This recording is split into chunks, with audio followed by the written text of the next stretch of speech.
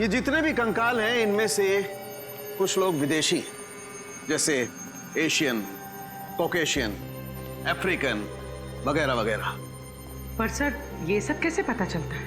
पूर्वी, इंसान की खोपड़ी सब कुछ बता देती है। उसके सर की बनावट, उसकी जबड़े की हड्डी, उसकी नाक की हड्डी की स्थिति, इस सब से उसके रूट्स के बारे में पता चल जाता है। खूनी तक पहुंचने के लिए हमारा ये जानना बहुत जरूरी है कि ये सब कौन है, इनकी पहचान क्या है। आरव का तो अभी तक पता नहीं चल पाया, लेकिन ये दोनों जरूर स्पोर्ट्समैन रहे होंगे, रनर या कोई एथलीट। अच्छा, इनके पैरों की हड्डियों की बनावट हम आम लोगों से अलग है क्या सर? हाँ, इनके पैरों की हड्डियां आम लोगों के पैरों की हड्डियों से ज्यादा मजबूत है, जैसी एक एथलीट की होती है। सर? हाँ,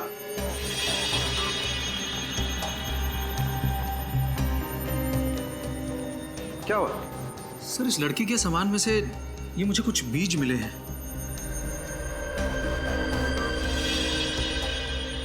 ये किस तरीके के बीज है? नागा जोलकिया नाम का मसाला है। ये दुनिया का सबसे तीखा मसाला है और ये इतना तीखा मसाला है कि नॉर्मल नमक या मिर्च की तरह नहीं खाया जाता। तकरीबन हजारों लाल मिर्च की ताकत इस थोड़े से मसाले में है। नागा जोलकिया, कोई ये मसाला इस तरीके से अपने सामान में लेकर क्यों घूमेगा? कहीं ये लड़की कोई रिसर्च वगैरह तो नहीं कर रही थी? खून का सैंपल ले लो श्रेया, बच्चों के माँ बाप के डीएनए के साथ मैच करके देख लेंगे।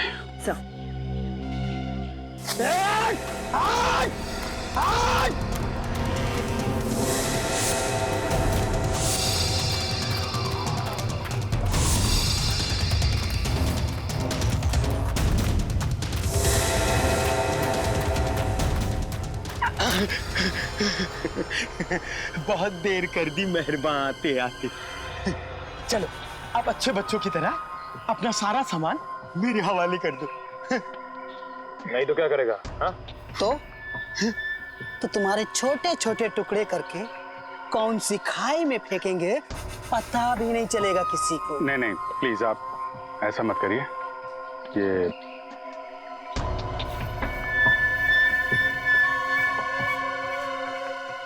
सीढ़ी सीढ़ी और सामान चाहिए आप लोगों को?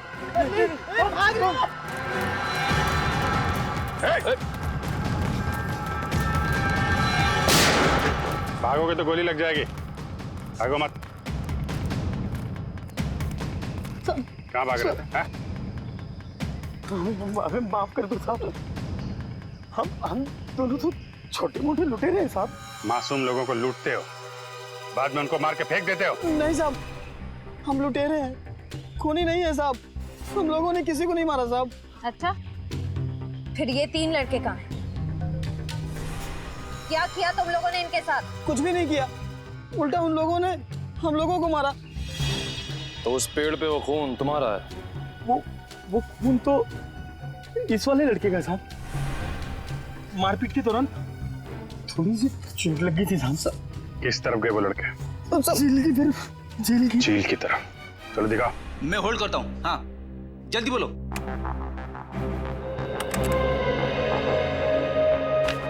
जी हाँ, मैं 2003 की बात कर रही हूँ, आज से 10 साल पहले की। मसाले का नाम है नागा झोलकिया, और जितने भी ऐसे खेत हैं जहाँ नागा झोलकिया नाम का मसाला उगता है, वहाँ उस लड़की की फोटो भेज दीजिए। और हाँ, एग्रीकल्चर इंस्टीट्यूट्स में भी।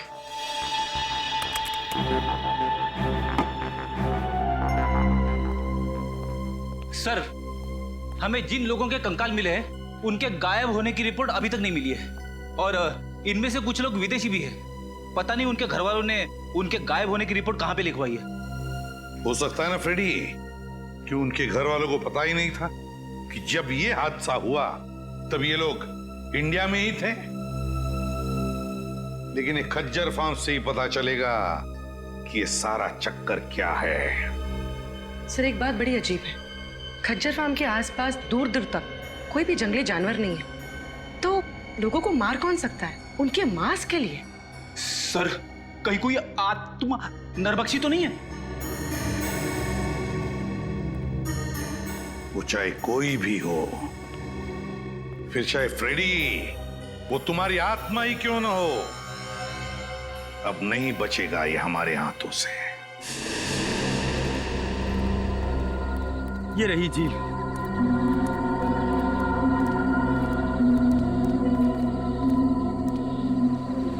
निखिल, श्रेया, झील के आसपास का एरिया अच्छी तरीके से चेक करो, देखो कुछ मिलता है क्या। साहब, हम लोग जा सकते हैं? तुम लोग जाओगे, लेकिन सीधे जेल जाओगे। हाँ।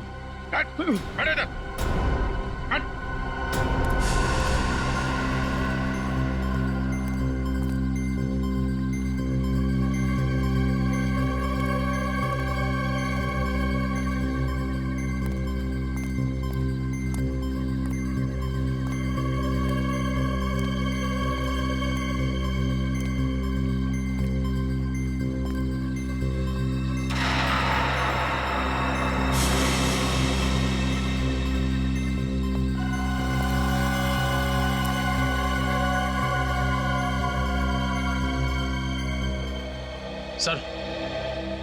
सर ये टॉल मिला है सर, इस पे खून लगा हुआ है। जरूर ये किसी घायल लड़के का ही होगा। काफी गहरी चोट लगी है उसे। इतनी जख्मी हालत में रात कहीं ना कहीं टेंट में गुजारी होगी। वो क्या बता रही थी आप, वो टेंट वाली जगह कितनी दूर है यहाँ से? बस यही पास में है। चलिए दिखाइए जरा। चल चल। यही वो जगह है। सर, ये टेंट तो मेरे दोस्तों की है सर। ये एक मिनट, ये रुकिए आप लोग।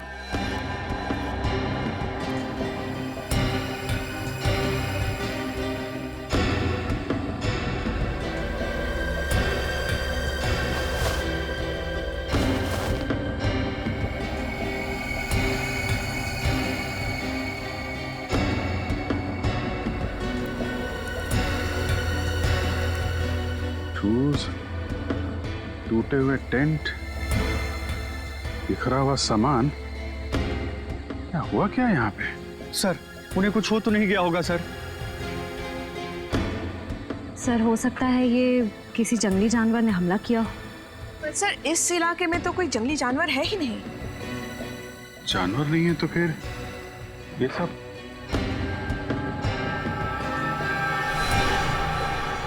ये क्या?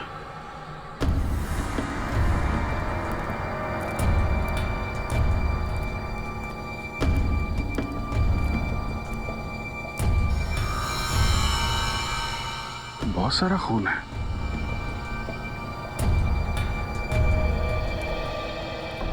अगर इसमें तुम लोगों का जरा भी हाथ हुआ ना, तो तुम लोगों का वो अंजाम होगा कि तुम लोग सोच भी नहीं सकते। श्रेया, सबको जेल में डाल दो, ले जाओ। चलो चल।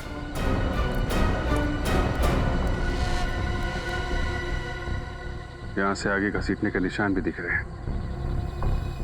देखते हैं ये निशान कहां लेके जाते हैं।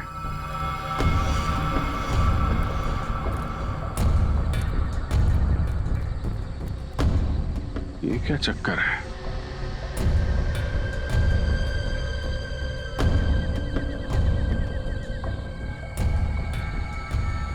एक मिनट, आप लोग यहीं पे रुकिए। सर मिट्टी काफी ढीली लग रही है, ऐसा लग रहा है हाल फिलहाल में खुदाई हुई है। मामला गड़बड़ लग रहा है।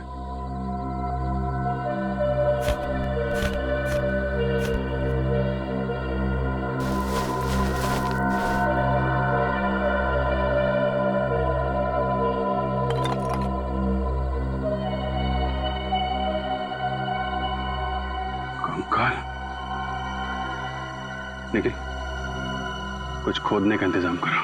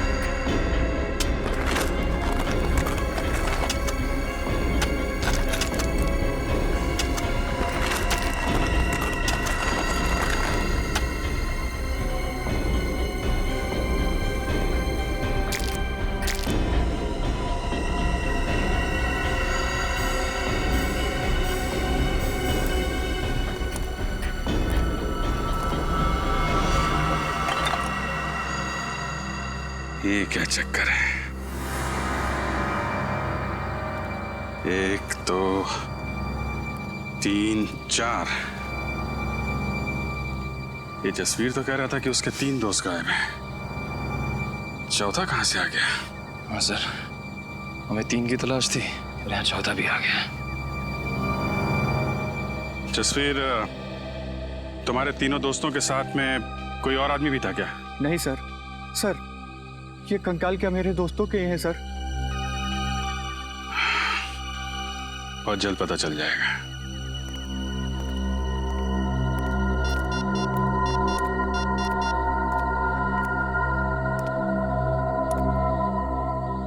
हाँ तारिका जी, आपको जंगल में आना पड़ेगा।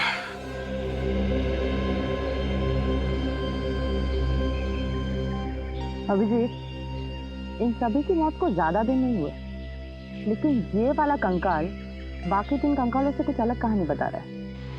ये बात तो है डॉक्टर तारिका, ये कंकाल इन तीनों कंकाल से अलग तो है।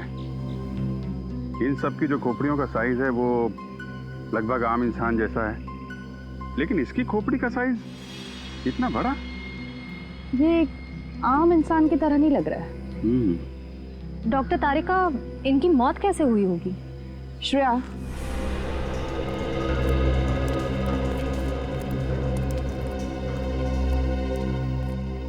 इसकी गर्दन पे और छाती पर दांतों के काटने के निशान हैं, पर फोरेंसिक में टेस्ट करके ही सही नतीजे पर पहुंच सकते हैं। खजर फर्म से मिली फाउंडेशन के अनुसार ही मैंने ये ब्लूप्रिंट तैयार किया।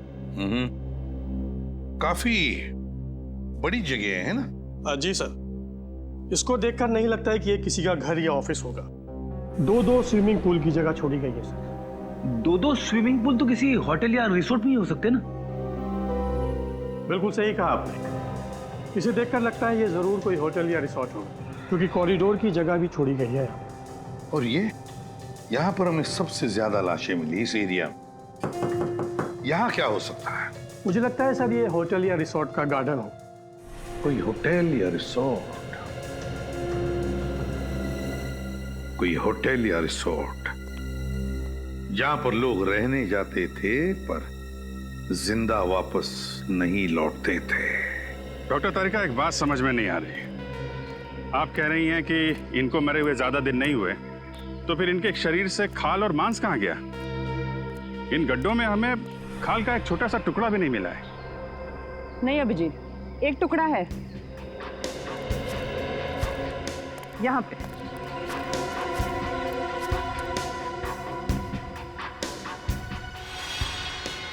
ये देखो,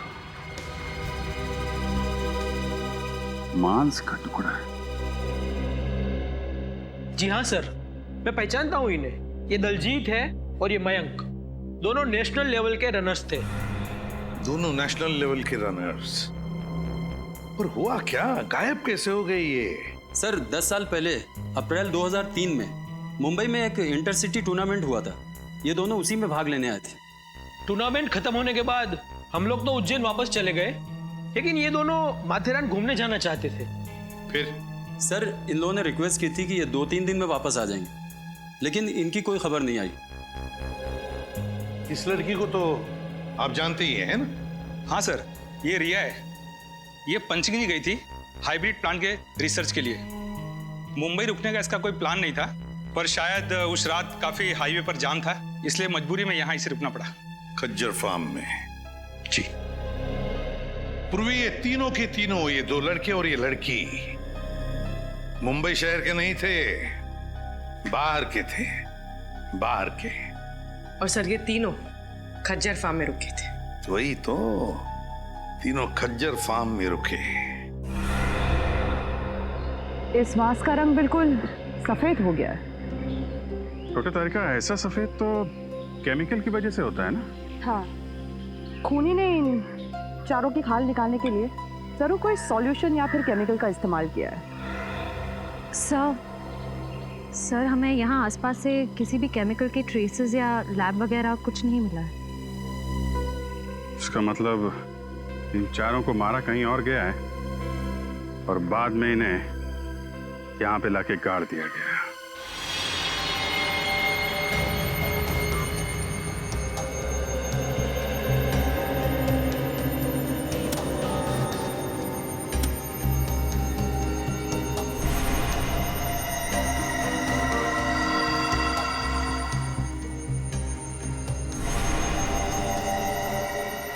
अब तक तो आप लोग इंसानों की लाश, इंसानों के कंकाल लाया करते थे, लेकिन इस बार आपने सारी हदें पार कर दी। क्यों नॉट सर? ये कंकाल भी तो इंसानों के ही हैं। हाँ हैं। वो तीनों कंकाल इंसानों के हैं, लेकिन ये चौथा कंकाल जानते हो किसका है? किसका है sir? Pavilion man. Pavilion man? क्या मतलब? देखो, इंसान को इंसान बनने के लिए कई स्टेजेस से गुजरना पड़ा है, ये तो सबको मालूम है। ये पेलियन मैन इंसान बनने से पहले वाली स्टेज है। अरे बाप रे, ये तो बड़ा ही खतरनाक है। हाँ फ्रेडी, ये बहुत खतरनाक भी है और बहुत ही ज्यादा शक्तिशाली भी है। इन तीनों लड़कों को उस पेलियन मैन ने मार के खाया है, मार कर खाया है अपनी भूख मिटाने के लिए। तो ये जीव नरभक्षी होते हैं, मैन ईटर्स। हाँ पूर्वी, तभी तो इनके दांत हमारी तरह नहीं होते, बिल्कुल बड़े और नुकीले होते हैं। दिखाती हूँ।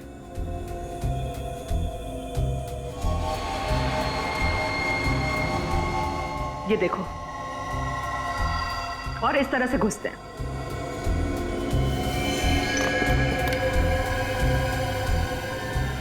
सर, हमें तो लगा था ये किसी जंगली जानवर का काम है। ऐसा भी कोई जीव हो सकता है, ये तो हमने सोचा ही नहीं था। लेकिन विनीत, अगर इन 3 लड़कों को इस जीव ने मारा है, तो फिर इस जीव को किसने मारा? क्योंकि इसकी खाल भी बिल्कुल उसी तरह निकाली गई जिस तरह इन 3 लड़कों की निकाली गई थी। मुझे लगता है इस पेलियन मैन को कोई और कंट्रोल करता है। आप शायद सही कह रहे हैं सोलंकी साहब, क्योंकि अगर इसे कोई और कंट्रोल नहीं कर रहा होता तो ये अब तक शहर में घुसकर तबाही मचा चुका होता। कोई तो है जो इसे इसकी खुराक देता है। उस एरिया के सारे रिसोर्ट्स में जाके चेक करना होगा।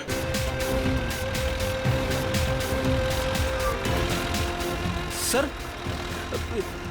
ये रिसोर्ट और कितनी दूर है?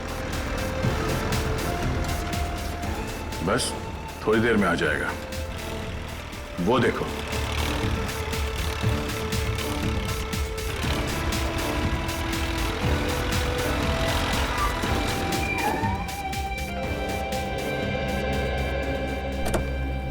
इस इलाके में ये वो दो रिसोर्ट हैं जिनके नक्शे ठीक उस रिसोर्ट की तरह है जो 2003 में नष्ट किए गए थे। अब सर, उन तीनों लड़कों का और उस आदि मानव का कंकाल भी तो हमें आसपास के एरिया में से मिला था ना। फिर रिसोर्ट में जाने से खतरा हुआ तो? बड़ी खतरा है, इसीलिए तो जाना है। ये देखो, दोनों रिसोर्ट्स में खुफिया रास्ते हैं। एक रास्ता ये तहखाने की तरफ जाता है और ये दूसरा रास्ता रिसोर्ट से बाहर निकलता है। ये जो कोई भी जीव है जिसने इतना आतंक मचा रखा है, उसे इस रिसोर्ट के किसी खुफिया कोने में पाल पोस के बड़ा किया गया होगा। हाँ सर, कोई तो है जो अपने फायदे के लिए इस जीव का गलत इस्तेमाल कर रहा है और खून की नदियां बहा रहा है। एग्जैक्टली। वो जो कोई भी है, आज की रात उसकी जिंदगी की आखिरी रात होगी। काम करते हैं, मैं और सचिन ये सामने वाले रिसोर्ट में जाते हैं। फिर तुम और निखिल यहाँ इस रिसोर्ट में जाओ। सर, मैं आपके साथ आता हूँ। नहीं, निखिल की रक्षा के लिए तुम्हें इसके साथ जाना पड़ेगा। चलें सर? चलो, डरना नहीं, मैं हूं ना।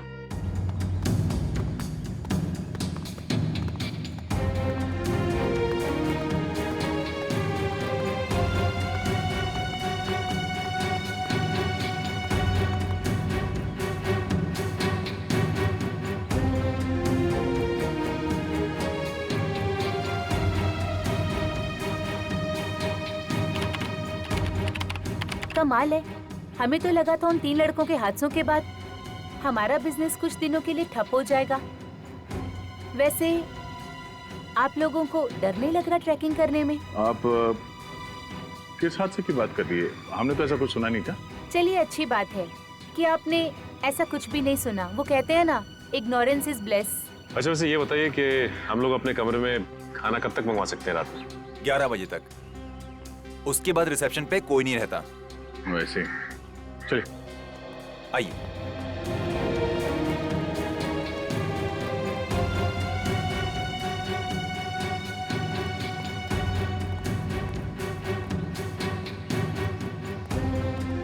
सर मुझे इनके तौर तरीके यहाँ कुछ ठीक नहीं लग रहे हैं। तू फिक्र मत कर निखिल, दया सर ने भेजा है मुझे तेरी रक्षा करने के लिए। मैं तेरी मूंछ का एक बाल भी बाका नहीं होने दूंगा। लेकिन सर मेरी तो मूंछ ही नहीं है। तू उगानी चाहिए थी ना। अब ये भी मुझे समझाना पड़ेगा तुझे। अरे 11:30, चलो।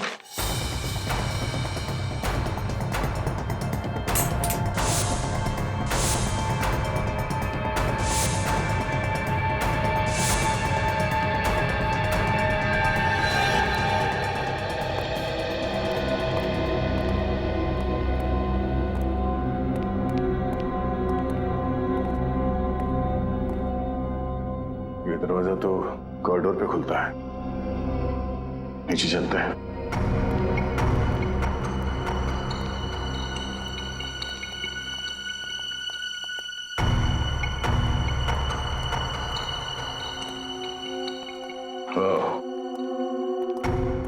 लगता है ये खुफिया रास्ता है। हाँ सर, तहखाने में तो कुछ मिला नहीं था। हो सकता है यही दरवाजा हमें मुजरिम तक पहुंचा दे।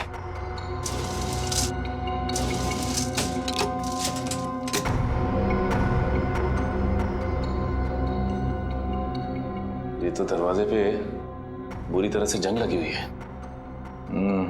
ऐसा लगता है दरवाजा काफी साल से खुला ही नहीं है, किसी ने हाथ तक नहीं लगाया इसे। ये दरवाजा। आप लोग यहाँ क्या कर रहे हैं?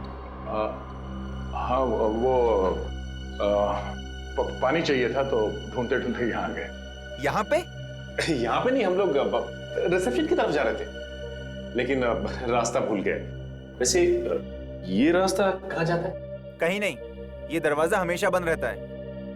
इस रिसोर्ट में और भी कई दरवाजे हैं जो हमेशा बंद रहते हैं। ये रिसोर्ट तो भूल भुलैया है। आप लोग अपने कमरे में चलिए, मैं पानी लेके आता हूँ।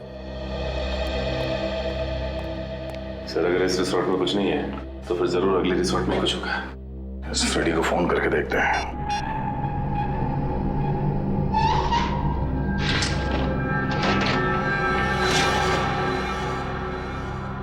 अरे बाप रे, कितना अंधेरा है यहाँ पे।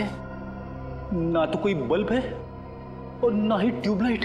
लगता है फ्रेडी का मोबाइल नेटवर्क एरिया में नहीं है, लग नहीं रहा। सर एक मिनट, मैं निखिल का ट्राई करता हूँ। ये यहाँ पे दरवाजा है। नहीं लग रहा सर। एक काम करते हैं, वहीं चल के देखते हैं।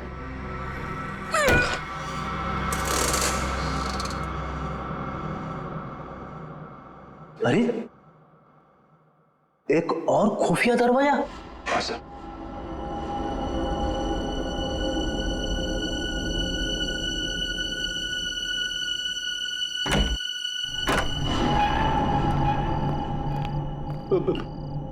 मैंने सुना है अक्सर ऐसी बंद अंधेरी जगह पे आत्माएं होती है।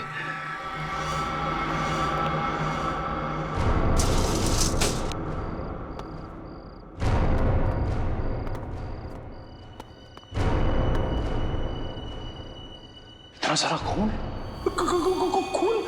खूनी आत्मा। सर खूनी आत्मा नहीं, नरबख्शी जीव। सर उन मुजरिमों ने उस नरबख्शी जीव को यहीं छुपा रखा है और अपने गुनाहों को अंजाम दे रहे हैं।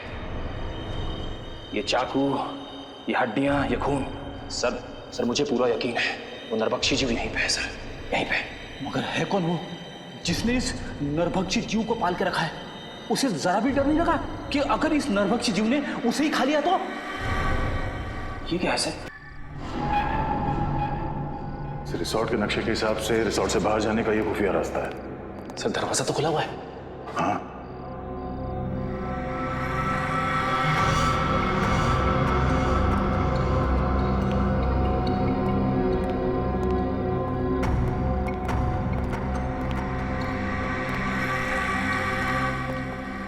दो पलंग?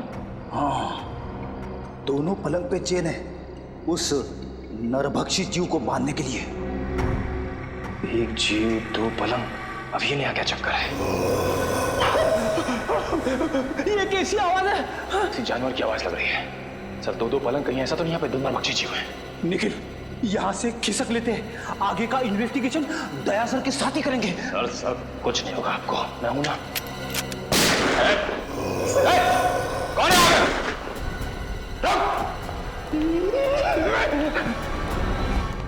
ये गेट खुला है सर, फिर तो फ्रेडी और निखिल इधर ही गए होंगे। हाँ निखिल सही देखिए, हड्डी और ये खून।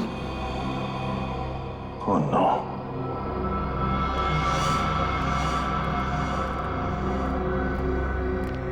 ये क्या? इसका मतलब है दो नरभक्षी जीव। लेकिन सर एक की तो मौत हो गई थी। सचिन, निखिल और फ्रेडी की जान को भी खतरा है, जल्दी।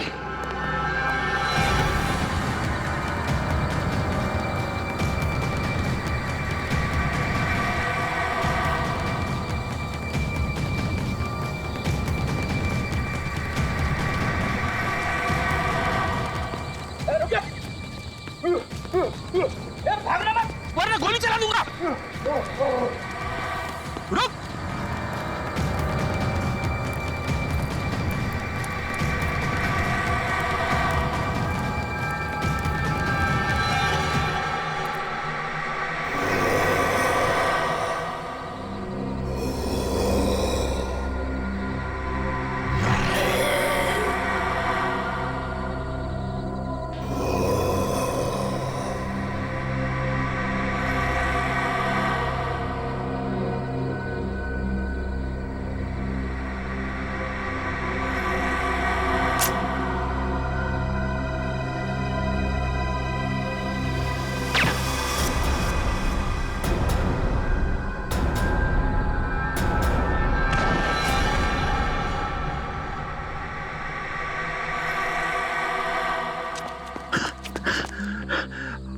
अरे वाह सर, आपने इसे मार दिया। नहीं फ्रेडी, सिर्फ डांट से बेहोश किया इसे। अच्छा हुआ सर आप लोग आ गए, वरना आज मेरी वाइफ का सुहाग उजड़ने वाला था। हट जाओ तुम लोग, हट जाओ वहां से। लगता है इस जीव का मालिक मैदान में निकल ही आया। इसी वक्त का तो इंतजार था हमें। हट जाओ वहां से, हट जाओ वरना गोली चला दूंगी। अरे सर, ये तो दीपिका है। हट जाओ। गन नीचे करो। निकल जाओ यहाँ से। गन हटाओ, गन नीचे रखो। मैं कहती हूँ हट जाओ वरना गोली चला दूंगी। दीपिका गन नीचे करो। मैंने कहा हट जाओ यहाँ से। सचिन,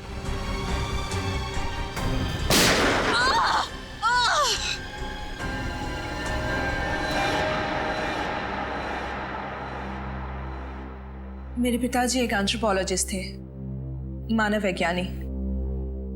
बहुत साल पहले वो मंटोनियो नाम के एक छोटे से टापू में गए थे, जहां से वो दो ऐसे जीव लेके आए जो ना तो इंसान थे और ना ही जानवर। उन्हें देखकर ऐसा लगता था जैसे वो इंसानों से एक स्टेज पीछे हैं। एक मिनट। तुम्हारे पिताजी उन लोगों को यहाँ इंडिया में कैसे लेके आए? ये तो गैर कानूनी है ना? जी, स्मगल करके, गैर कानूनी तरीके से। तो जैसे जैसे वक्त बीतता गया, उनके साथ मेरा लगाव बहुत बढ़ गया। पर मेरा यकीन मानिए सर, मैं बिल्कुल नहीं जानती थी कि जैसे जैसे वो बड़े होते जाएंगे, वो नरभक्षी बन जाएंगे, मैन ईटर्स। और इसीलिए तुमने उनकी इंसानी मांस खाने की भूख को मिटाने के लिए रिसोर्ट में जितने भी लोग आते थे, उनका शिकार करना शुरू कर दिया। तो मैं और क्या करती? मुझे डर था कि कहीं एक दिन उन्हें अपना खुराक ना मिले तो शायद वो मुझे ही अपना शिकार बना लेंगे। अगर इतना ही लगाव था तुम्हें इन दोनों से, तो तुमने एक जीव को मार क्यों दिया? क्योंकि वो मेरे कैद से भाग गया था और उसने उन तीनों लड़कों को मार दिया। और जब इस तरह के जीव अपने मालिक का आदर और सम्मान नहीं करते हैं, तो उन्हें मार ही देना चाहिए। सर, क्या मैं एक आखिरी बार उससे मिल सकती हूँ? प्लीज। वो कहाँ है? कैसा है वो? उसे हमने एंथ्रोपोलॉजी डिपार्टमेंट भेज दिया है। वो लोग तय करेंगे उसके साथ क्या करना है। लेकिन तुमने बहुत बड़ा गुनाह किया है। न जाने कितने मासूम लोगों की जान गई है तुम्हारी वजह से। तुम्हारे साथ क्या करना है ये अदालत तय करेगी। असाइलम या जेल।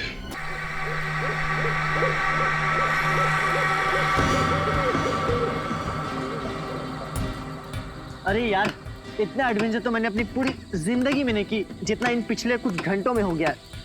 वाकई यार बहुत हो गई हाइकिंग साइकिंग।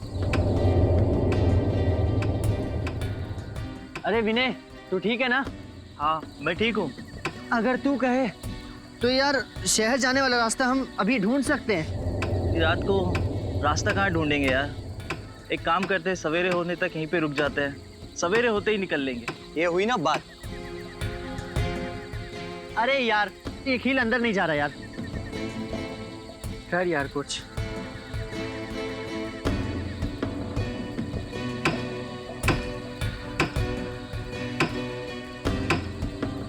मुझे लगता है नीचे पत्थर दबा हुआ है, पहले उससे निकाल लेते।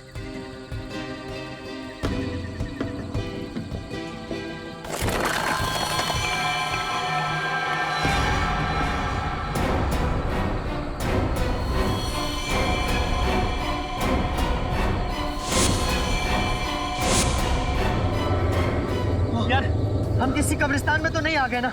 बस यार अब मैं एक पल भी यहाँ नहीं रुक सकता। चलो अपना अपना सामान बांधते, आओ।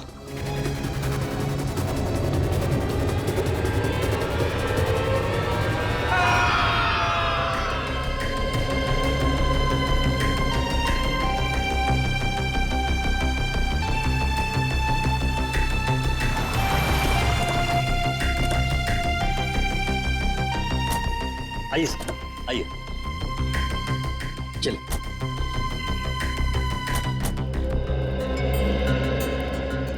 वाओ, आज मेरी जिंदगी का सबसे बड़ा दिन है।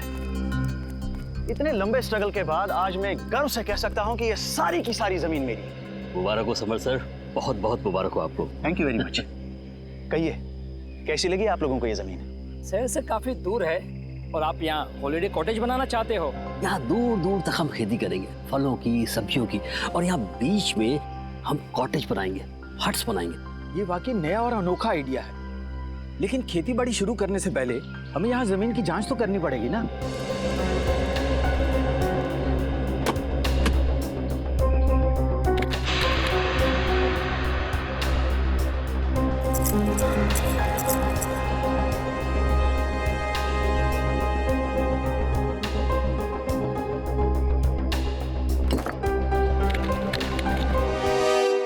तो जसवीर, तुमने अपने 3 दोस्तों को कल शाम को यहाँ पे छोड़ा था और उसके बाद से उनका पता नहीं चल रहा है। हाँ सर, उन्होंने कहा था कि सुबह 6 बजे तक वो आ जाएंगे सर। मुझे काफ़ी फिक्र हो रही है सर। वो लोग जब बहुत ज़्यादा लेट हो गए तो मैंने प्रिंसिपल साहब को इन्फॉर्म किया सर। सर मैंने सुना है ये बहुत ही खतरनाक इलाका है। यहाँ लोग अक्सर गुम हो जाते हैं और लूटपाट भी बहुत होती है। सर मैडम बिल्कुल सही कह रही है, इसलिए मैं ये 2 गाइड्स मार्को और दीपिका को आपके साथ भेज रहा हूँ ताकि वो उन्हें ढूंढने में ये आपकी मदद करें। मार्को और दीपिका, आप लोग तो इस इलाके से अच्छी तरीके से परिचित होंगे ना? जी हाँ, हम दोनों इस इलाके को बहुत अच्छी तरह से जानते हैं। That's great. चलिए फिर देखते हैं।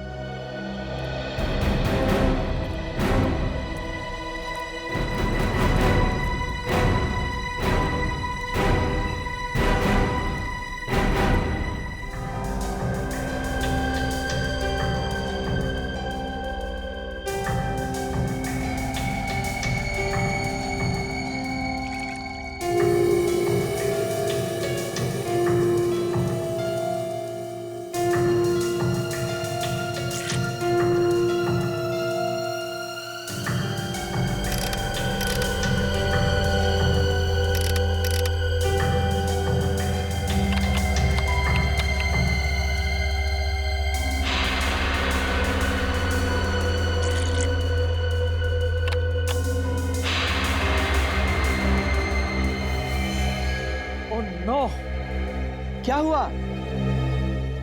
मिट्टी बंजर है क्या? नहीं, ऐसी तो कोई बात नहीं है। तो फिर ये देखो, मिट्टी में से क्या मिला है। ओह माय गॉड, अब हम क्या करेंगे? करना क्या है, सीआईडी में डॉक्टर सालुंके को फोन करते हैं। Hello doctor Salunke?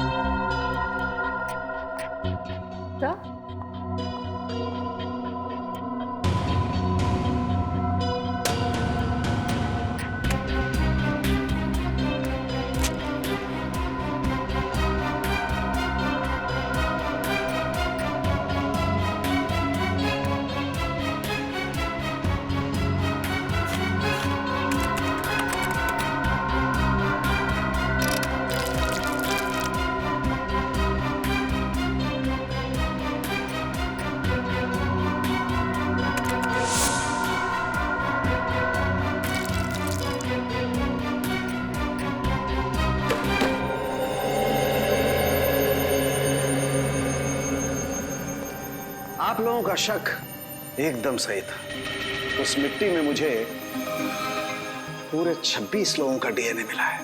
आपका मतलब 26 लोगों को गाड़ा गया था वहां पे? वो जगह पे कोई कब्रिस्तान तो नहीं था? वही तो, इसीलिए तो ये मामला और भी ज्यादा गंभीर हो जाता है। कौन थे ये लोग?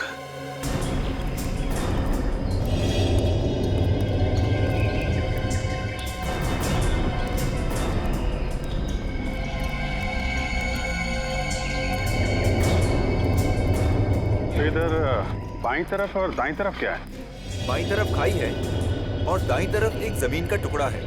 अगर किसी को हैकिंग करनी होती है तो वो सीधा इसी रास्ते से ऊपर जाता है। इधर? Yes sir. सर, कहीं वो लोग इस खाई में तो नहीं गिर गए होंगे? पहले चलो देखते तो हैं, आ जाओ।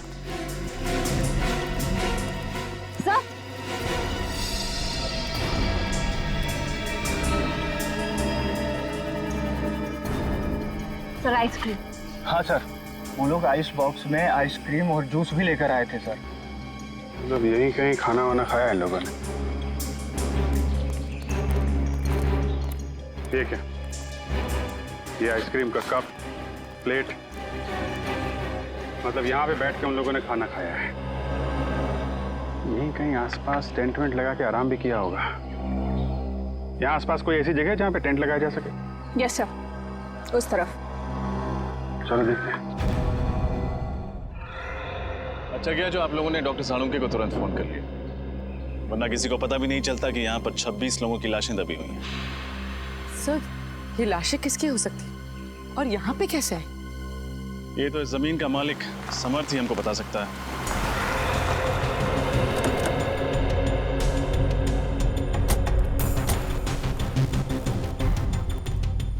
हेलो ऑफिसर, क्या हुआ? अरे अगर कोई तकलीफ थी तो हमें बता देते। सीआईडी वालों को बुलाने की क्या जरूरत थी? जब लाशों के भंडार मिलते हैं तो एक अच्छे नागरिक का फर्ज होता है कि वो सीआईडी को तकलीफ दे। लाशों के भंडार कहाँ? आपकी जमीन के अंदर हमें 26 लाशें मिली। 26 लाशें? ऐसे कैसे हो सकता है? आपको जरूर कोई गलतफहमी हो गई है। कोई गलतफहमी नहीं हुई। हमें इंसानों की हड्डियां, बाल, दांत मिले हैं। अभी ना जाने क्या क्या मिलना बाकी है आपके जमीन के अंदर से।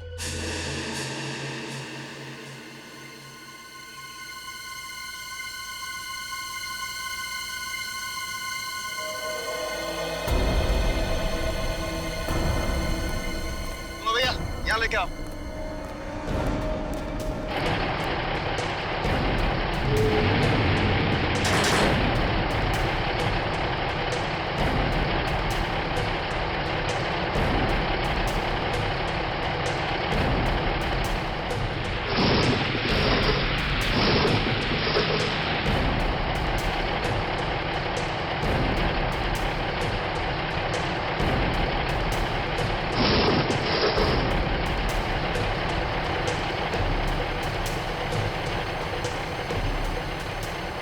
मुझे तो यकीन नहीं आ रहा है कि इस जमीन के अंदर 26 लोगों की लाश है।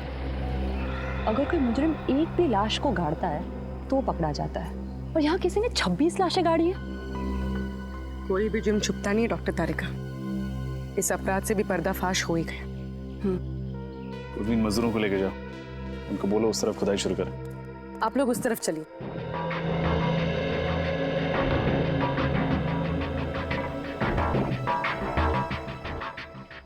सर, हाँ बोलो।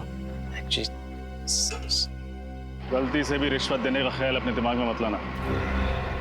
सीआईडी के सामने तुम्हारी दाल गलने वाली नहीं है। वो बात नहीं सर, आप हमें गलत समझ रहे हैं। दरअसल क्या बात है? मैं इस जमीन का मालिक नहीं हूँ सर।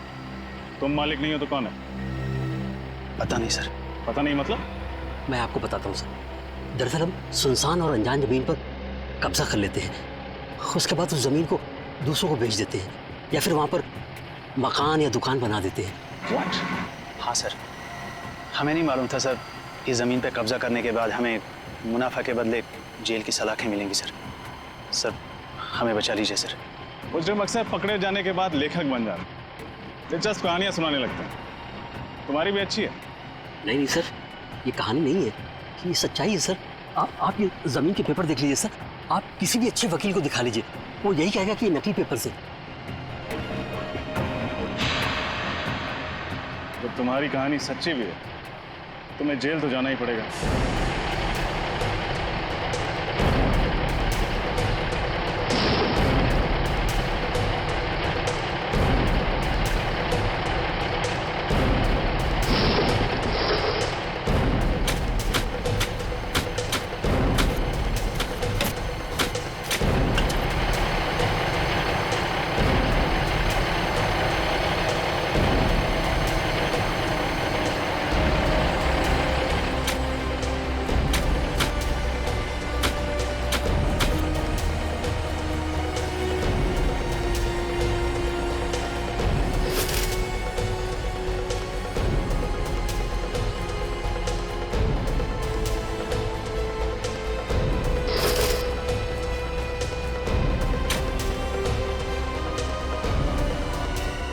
मैडम, ये देखिए मैडम।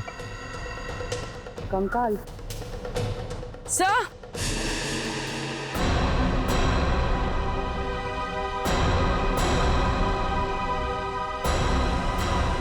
उधर कुछ है? सर,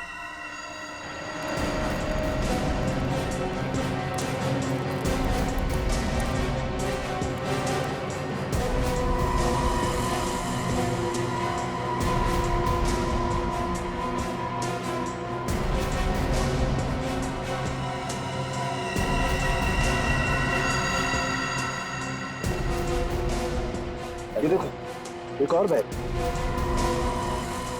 सर शायद ये लोग यात्री होंगे, लगता है इनके सामान में कोई आईडी वगैरह हो। बिल्कुल, चेक करते हैं।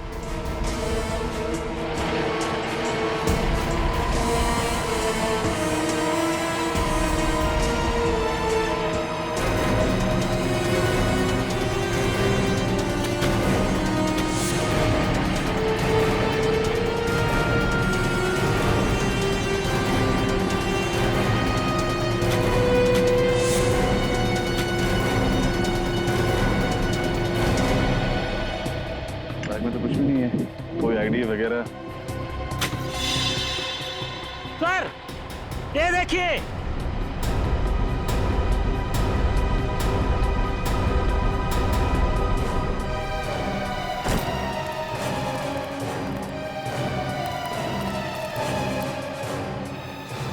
सर, ये देखिए नीम का पत्थर।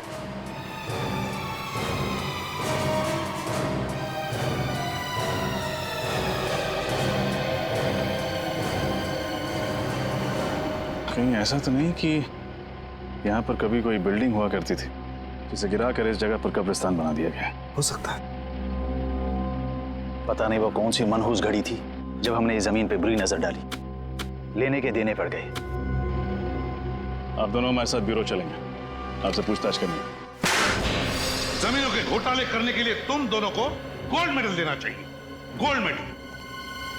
जाने कितनी जमीनों पर गैर कानूनी कब्जा किया तुम लोगों ने, और कितने लोगों को जमीनें बेच भी दी।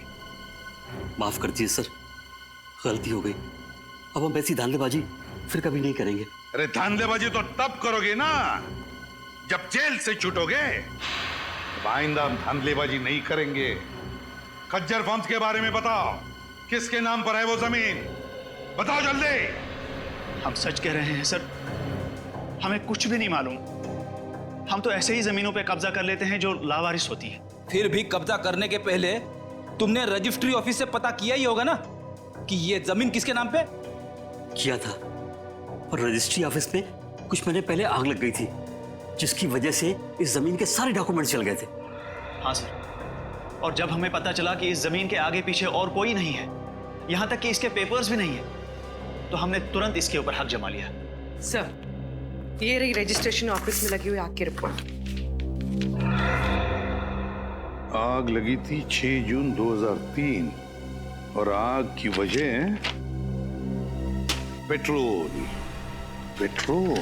मतलब सर वो आग जानबूझकर लगाई गई थी जमीन का इतिहास मिटाने के लिए? हाँ पूर्वी, जानबूझकर लगाई गई थी, क्योंकि खूनी जानता था कि एक न एक दिन वो सारे कंकाल जमीन के नीचे से ऊपर आएंगे। इसलिए अपने आप को बचाने के लिए उसने ये रास्ता ढूंढा था। ये पता लगाना चाहिए कि उस नींव के ऊपर वो जो कंक्रीट का कंस्ट्रक्शन मिला है ना, वो ढांचा, उस पर पहले क्या बना हुआ था।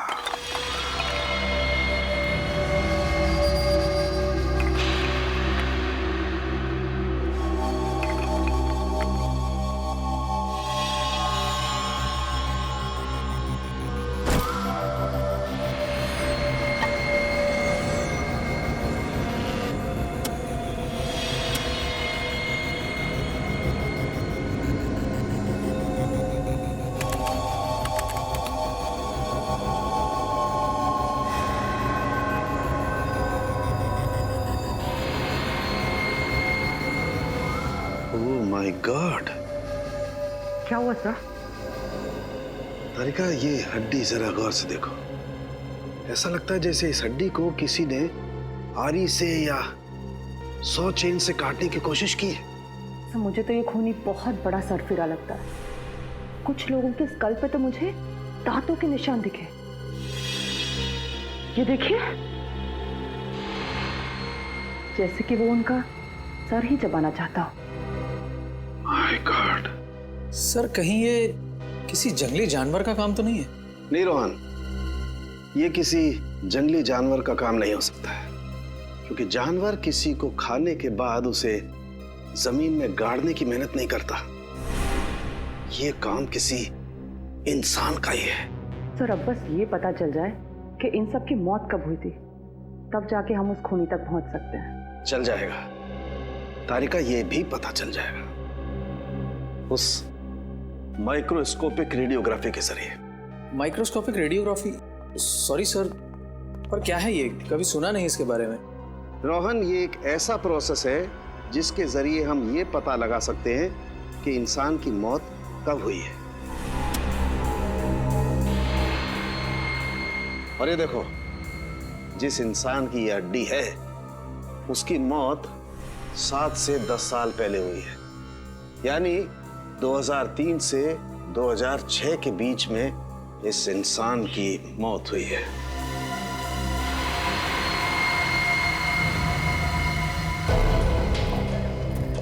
और कितनी दूर चलना पड़ेगा अभी?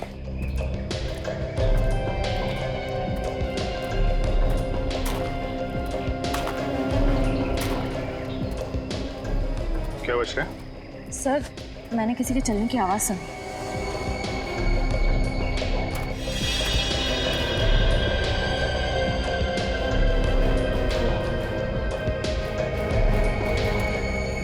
यहाँ तो कोई नहीं दिख रहा। सर, शायद मेरा वहम होगा। इतना सारा खून?